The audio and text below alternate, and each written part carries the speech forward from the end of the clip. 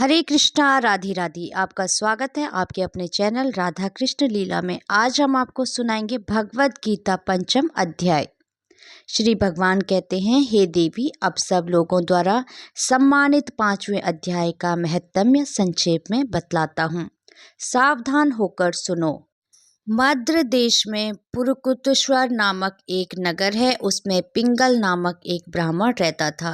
वह वेद पाठी ब्राह्मणों के विख्यात वंश में, जो सर्वदा निष्कलंक था, उत्पन्न हुआ था, किंतु अपने कुल के लिए उचित वेद शास्त्रों के स्वाध्याय को छोड़कर ढोल बजाते हुए उसने नाच गाने में मन लगाया। गीत, नृत्य और बाजा बजाने की कला में परिश्रम करके पिंगल ने बड़ी प्रसिद्धि प्राप्त कर ली और उसी से उसका राजभवन में भी प्रवेश हो गया।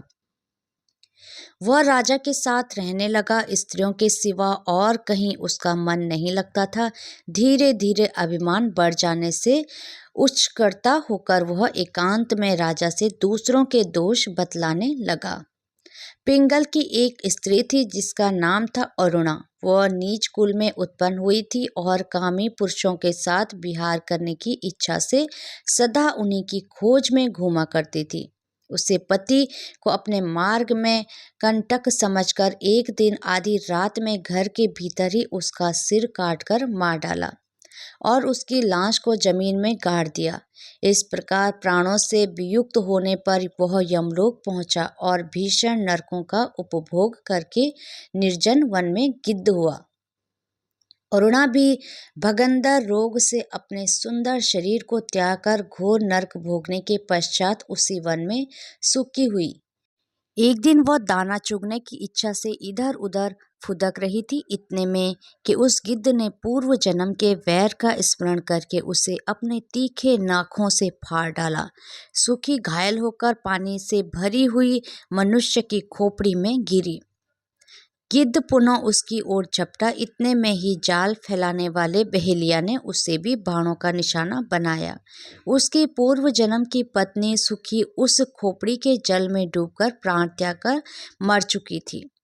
फिर वह क्रूर पक्षी भी उसी में गिरकर डूब गया। यमराज के दूत उन दोनों को यमलोक ले गए। वहां अपने पूर्वकृत पाप कर्म को याद करते दोनों भी भयभीत हो रहे थे।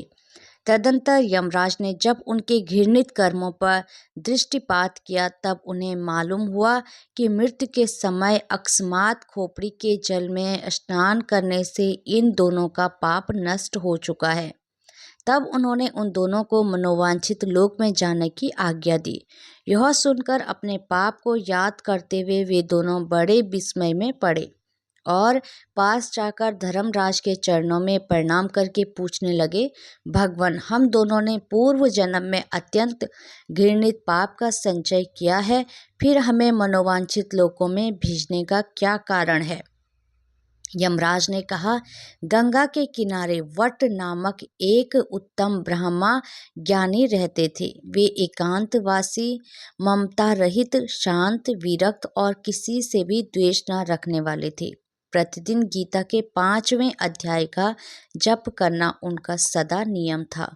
5वें अध्याय को श्रवण कर लेने पर महापापी पुरुष भी सनातन ब्रह्म का ज्ञान प्राप्त कर लेता है। उसी पुण्य के प्रभाव से शुद्ध चित्त होकर उन्होंने अपने शरीर का परित्याग किया था। गीता के पाठ से जिनका शरीर निर्मल हो गया हो, जो आत्मा प्राप्त कर चुकी थी, उन्हीं महात्मा की खोपड़ी का जल पाकर तुम दोनों पवित्र हो गए हैं। अंत अब तुम दोनों मनोवांछित लोगों को जाओ, क्योंकि गीता के 5वें अध्याय के महात्म्य से तुम दोनों शुद्ध हो गए हो। श्री भगवान कहते हैं, सबके प्रति सम्मान भाव रखने वाले धर्मराज के द्वारा इस प्रकार समझाए जाने पर दोनों बहुत प्रसन्न हुए और विमान पर बैठकर बैकुंठ धाम को चले गए।